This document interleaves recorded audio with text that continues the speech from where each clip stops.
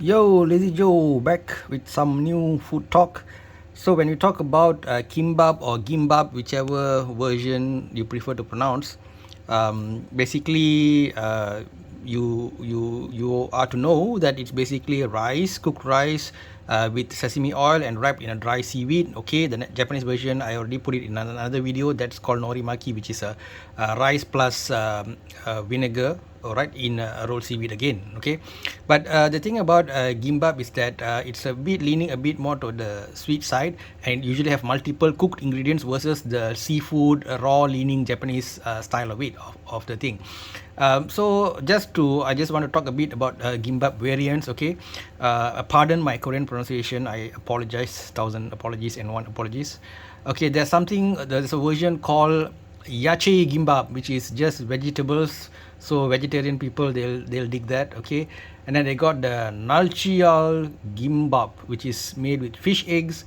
Then we've got the tuna one, which is called chamchi kimbap. Okay, and if you want to go for the raw, very basic one, you can go for what you can order. You can tell the waiter, I'd like to have chungmu kimbap. Chungmu kimbap is basically just plain rice, the rice plus sesame oil with the seaweed, and then they have no filling, so you can ask for side dishes to sort of dip it in, right?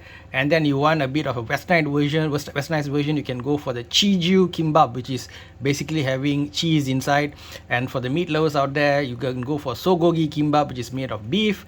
Then you got the gairon kimbap, which is an egg wrap on the outside. If it's rice wrapped on the outside, it's called nyudu kimbap. And if you put kimchi inside, I already told you guys about my love-hate relationship with kimchi. I find it a bit challenging to eat, I guess. All right, so there's the kimchi. You put in kimchi, it's called kimchi, obviously. And then you got the donkesu kimbap, which is made with pork cutlet. And there's samgak kimbap, which is more of a triangular shape, all right, and the seaweed on the outside. And I think it's somewhat similar to the Japanese onigiri there. And then you got what you call a wenjo kimbap, which is a common one whereby they put in the radish, the donmuji, the pickled radish, cucumber, perilla leaves, and then they might put in some artificial crab meat or some other meat inside there. So I love it, I enjoy it. It's a lot of fun eating this. And well, Japanese food has a lot of similar things, California rolls and all that. I think people know about that. So it's just a matter of preference, really, if you prefer vinegar or sesame oil. So I hope now you know what gimbap is. Okay, just some rice roll with seaweed on the outside. Okay, that's like the very basic description of it.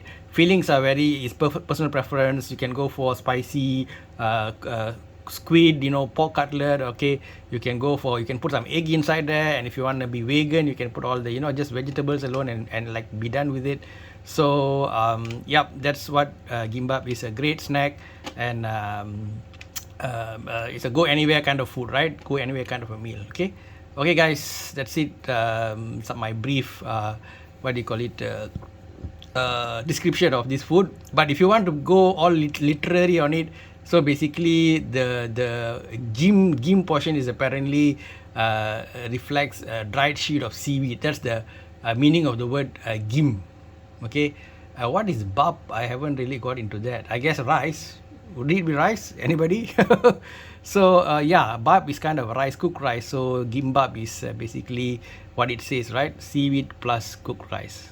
Okay, so that's it, guys. A bit more history before I go off. Apparently this was created, it's called originally boksam, and created in the Joseon era in Korea, which is from 1300s to 1800s. But some people talk about the Japanese and culture, and their foods are also influencing, so the jury's out on that one. We food lovers, we just want to enjoy the food. History buffs can debate on the other side of things. Okay, bye bye, see you.